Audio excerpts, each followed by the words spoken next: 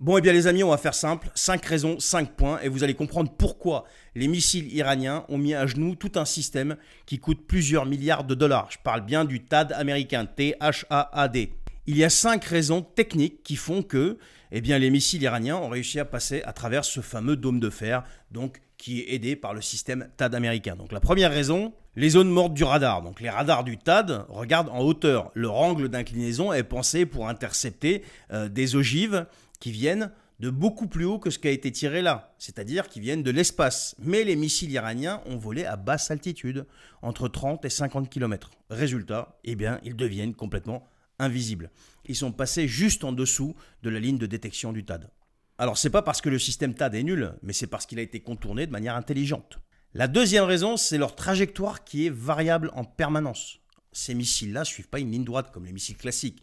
Ils changent de trajectoire en plein vol. Ils corrigent leur cap en continu, justement, pour éviter de se faire prendre. Et à chaque déviation, justement, notre système THAAD doit tout recalculer. Mais quand tu as 3 ou 4 trajectoires qui changent toutes les secondes, tu n'as plus le temps de calculer quoi que ce soit. Donc résultat, le missile n'est plus une cible, ça devient littéralement un mirage, une illusion, et ça finit par passer à travers. La troisième raison, c'est la vitesse incroyable. Les derniers missiles iraniens ont dépassé Mach 13. Ça veut dire 13 fois la vitesse du son. Donc imagine le temps entre la détection et la frappe pour contrer, c'est inférieur à ce que met un opérateur à cliquer sur tirer. C'est très très rapide. On parle de vitesse où même une intelligence artificielle n'a plus assez de marge pour réagir de manière efficace.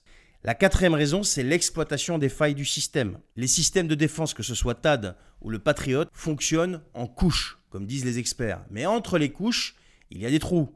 Et les Iraniens ont frappé pile entre ces failles. Il n'y a même pas besoin d'enfoncer une porte blindée quand vous avez la fenêtre qui est littéralement ouverte. La cinquième raison et la dernière, l'intelligence artificielle embarquée. Et là, c'est la vraie claque. Les derniers missiles sont équipés d'algorithmes capables de prendre des décisions en plein vol, tout seul. Changer de cible, modifier l'altitude, esquiver une interception. On ne parle plus du tout de roquettes là. On ne parle pas non plus de missiles qui partent d'un point A en direction d'un point B avec un tir rectiligne. Non, on parle de munitions intelligentes, des engins capables d'adapter leur trajectoire au moindre changement, à la moindre menace. Donc ça finit par passer. Donc on peut dire aujourd'hui que le système THAAD a été conçu pour une guerre qui est un petit peu dépassée. Ce qu'on a vu là, c'est une guerre du futur. Et ce futur, il vole à Mach 13, quoi. Et il pense tout seul. Et il fait ce qu'il veut. Et donc, du coup, ça donne les dégâts qu'on a vus en Israël. Voilà les amis, si cette vidéo vous a plu, vous a appris quelque chose, vous l'avez trouvé utile, partagez-la, commentez-la, likez-la et abonnez-vous si vous n'êtes pas abonné. À la prochaine.